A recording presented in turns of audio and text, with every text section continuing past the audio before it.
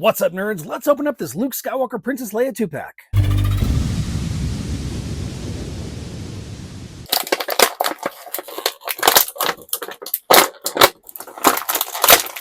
Starting off with the Princess Leia figure, she looks pretty good. The face sculpt it looks to me to be better than the last version of it. I don't have one to compare anymore. I got rid of that figure a while ago because I thought it was kind of ugly. I had the original release. As far as articulation goes, you've got neck, shoulders, elbows, wrists, torso, hips, thighs, knees. She does have the knee pins right there, which I think everybody was kind of freaking out about, and some ankle rockers. She also has some pretty good paint apps on there. Like I said, I don't have the original to compare it to anymore, so I don't remember if they had the paint apps like that. Somebody in the comments let me know if they did or not. The backpack is removable, so that pops off like so.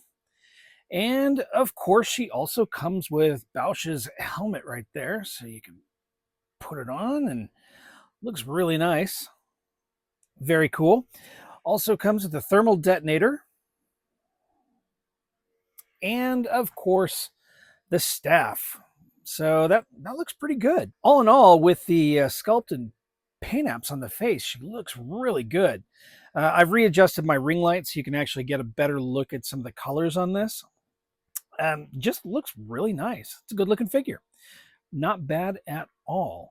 So the main star of this show, though, is not Princess Leia. The main star of the show, of course, is going to be Luke Skywalker in the Imperial Guard outfit. Shadows of the Empire, I think I've stated before, is not my favorite of the Star Wars Legends. Looks pretty... I dropped the thermal detonator, and it's on the floor. Oh my God, I got to get it before it explodes. Not my favorite of the Legend stories. Matter of fact, I just got through rereading it, or listening to the audiobook, and quite frankly, I still don't care for it. It feels more like fan fiction than it does a legit story set in the Star Wars universe. But anyway, the armor is pretty cool looking, very shiny, and it's brighter red than the... God, I don't even have the Shadows of the Empire 3 3/4 inch figure to compare it to. It's more of a burgundy color, though, than this one. This one is, of course, the brighter red. It just looks a little more sleeker than that one did as well. Of course, it could also just be because the figures were gigantic and buff. But regardless, I'm not a fan of this version of the face sculpt for Luke. I don't know, it just doesn't read well. For some reason, it looks more like he's got his jaw jutted out. He looks a little, I don't know, it just doesn't look right. And I can't quite put my finger on it, but he looks great whenever you put the helmet on. So let's go ahead and slap that helmet on, and suddenly you've got a really cool looking guard. Now, what would really be great is if they were actually able to put this in a canon story so we could see this guard in action. I do find it interesting that he has two holsters right here, neither of which can have blasters put in them because he doesn't come with blasters, but still, that's a very strange choice. It's almost like the figure was kind of boring without something on the belt, so they had to do something to make it look more dynamic. And then he, of course, comes with the staff. So he comes with the staff and, of course, the removable helmet. His articulation is neck, shoulders, elbows twist, wrists, torso, hips, no thigh twist, knees, the knees twist, and ankle rockers.